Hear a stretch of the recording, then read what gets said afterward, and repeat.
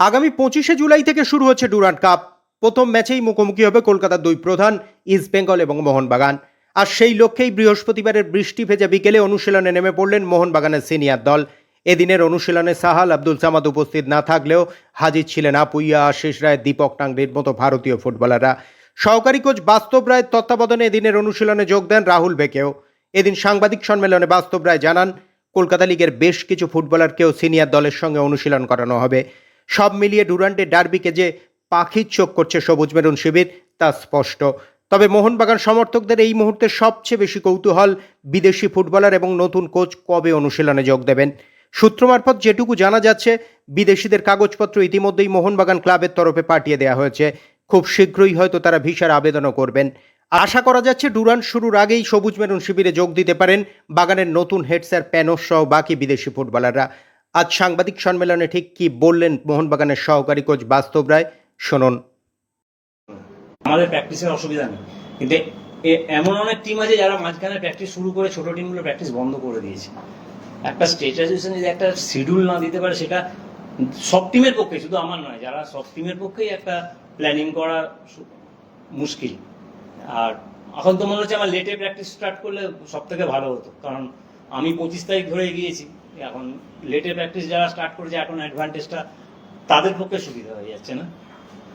একটা স্টেট অ্যাসোসিয়েশনে একটা শিডিউল দিলে ভালো হয়, মানে দিলে আমাদের পক্ষে সুবিধা হয় এবং প্লেয়াররাও মোটিভেটেড হয়। প্লেয়ারদের মোটিভেট করতে আমার এখন বেশি সময় নষ্ট করতে হচ্ছে না। এখনো কিছু আমাদের স্টিল নাও, এখনো কোনো খবর নেই, মানে কবে খেলা আমি জানি না।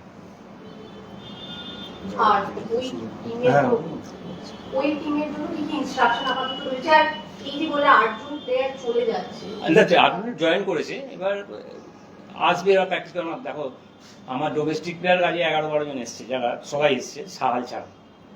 আর 10-11 জন নিয়ে একটা ফুটবল প্র্যাকটিস চলতে পারে না। অনেক কিছু সিস্টেম থাকে বা একটা প্ল্যানিং থাকে, সেরকমভাবে আমাদের এগোতে হয়। সেই জন্য আমার রিজার্ভ টিম থেকে আমার প্লেয়ারদের নিয়ে আসতে হয়েছে, সেটা আপনারা দেখতেই পাবেন। এই তো, আর কিছু। আর কোচের সাথে ইনস্ট্রাকশন, কোচের সাথে আমার কথা হয়েছে, বাট কোচের সাথে কি আলোচনা হয়েছে সেটা তো আমার মনে হয় এখানে বলাটা ঠিক হবে। আর ওনার সাথে কথা হয়েছে, সেরকম ভাবেই আমরা কথা বলেই সবাই মিলে একসাথে এগোচ্ছি, মানে সেরকম ভাবে শুরু করছি। তারপর ফার্দার আর কোনো কোশ্চেন? ডুরান্ড কাপ তো 25 তারিখ থেকে শুরু হয়েছে, প্রথম ম্যাচই ডার্বি, তো মনে করি পর্যাপ্ত অনুশীলনের টাইম থাকছে বা প্রস্তুতির টাইম থাকছে না, সেটা নেই তো। একটা প্রিসিজন করতে গেলে মিনিমাম 3 to 4 উইকস লাগে মিনিমাম। সেই প্রিসিজনের সময়টাই তো নেই এখন। যারা খেলবে তারা কেউ তৈরি হয়ে খেলবে না। যে টিমে ইন্ডিভিজুয়াল ব্রিলিয়ান্স আছে, যে ভালো খেলবে, সে হয়তো ম্যাচ বার করে নিয়ে চলে যাবে। সেটা তো আমার হাতে নেই, সেটা যারা দিয়েছে তারা বলতে পারবে। তা আমি আমার টেকনিক্যাল পার্টটা বললাম যে উইদাউট প্রিসিজন ডার্বি যে কোনো টিমের পক্ষে খেলাই অসম্ভব। বিদেশিরা কি ফিট হবে ডার্বির আগে? সব বিদেশি কি পাওয়া যাবে বলে মনে হয়? বিদেশিদের ব্যাপারটা আমি ঠিক জানি না। তারা প্রফেশনাল। এখনকার সময় 25শে জুলাই তোমার হাতে আর মানে কত বলবো, আর 10-15 দিন সময় রয়েছে। দেখো, প্রফেশনাল প্লেয়ার ওরা নিজেরা একটা জায়গায় লেভেল মেনটেন করেই থাকে সব সময়। যে প্রফেশনাল প্লেয়ার হবে, সে ডোমেস্টিক হোক আর যার খেলার ইচ্ছে থাকবে, সে একটা জায়গায় মেনটেন করেই থাকে। এবার সে এলে বুঝতে পারবো সে কতটা কি আছে না আছে, সেটা তো এখান থেকে বসে এখনই বলে সম্ভব না। বলো বলো। আচ্ছা, আপনি যখন বললেন যে ফিটনেসটা প্রবলেম হতে পারে, সেই ক্ষেত্রে কিন্তু ইন্ডিভিজুয়াল যে ব্রিলিয়েন্স রয়েছে প্লেয়ার, সেটা কাজে লাগানো যাবে। ইন্ডিভিজুয়াল ব্রিলিয়েন্স বলতে আপনারা বেশ কয়েকজন নতুন প্লেয়ার নিয়েছেন, তন্ময় এসছে, সায়ন এসছে, নতুন সেটস। ওরা ডুরান্ড খেলবে না। ডুরান্ড, আমি সিএফএল এর কথা বলি। সিএফএল এর কথা আমি ইন্ডিভিজুয়াল ব্রিলিয়েন্সটা বলি। সিএফএল আমার প্র্যাকটিস হয়েছে।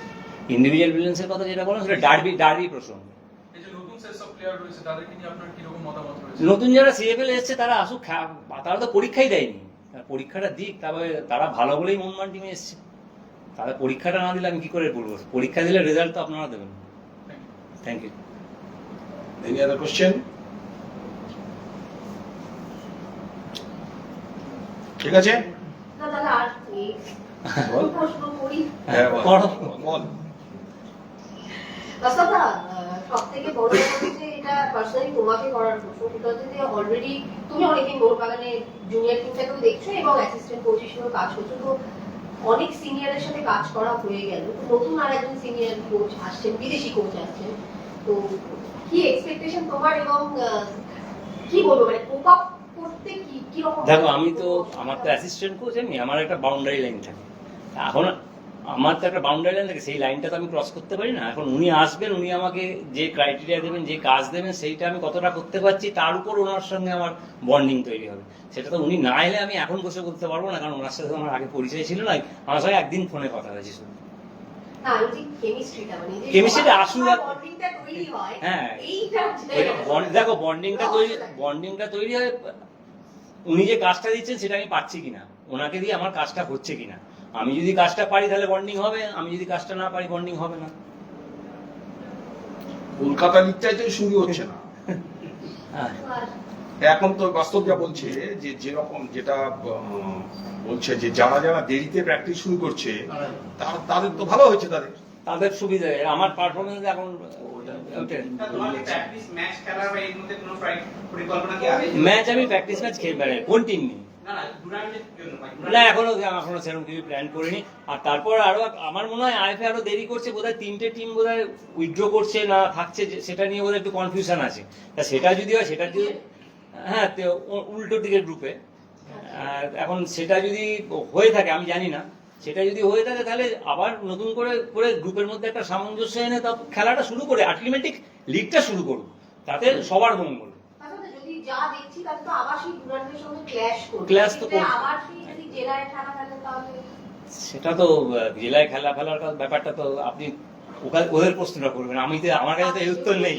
প্রধান নিজেদের মাঠে খেলতে চেয়েছে, চেয়েছে। সেই জায়গা থেকে। আশা করি সরবে না। আমাদের ফুটবলকে বাঁচাতে গেলে ফুটবলটা ময়দানেই আনতে হবে। এবার যদি জেলার মাঠে চলে যায় তাহলে আবার সেই একই একই ম্যানেজমেন্ট থেকে একটা চিঠি দেওয়া হয়েছে আইএফএ যে আমরা প্রথম থেকে যখন জেনেছিলাম 26 তারিখ থেকে স্টার্ট হবে, যে আমরা ডুরান্ড কাপের 48 ঘন্টা পর আমাদের ম্যাচ খেলতে হবে, কারণ আমাদের অনেক প্লেয়ার আছে যারা ডুরান্ডে খেলবে বা এখানে খেলবে। ওরা রেজিস্ট্রেশন টুর্নামেন্টে রেজিস্টার্ড।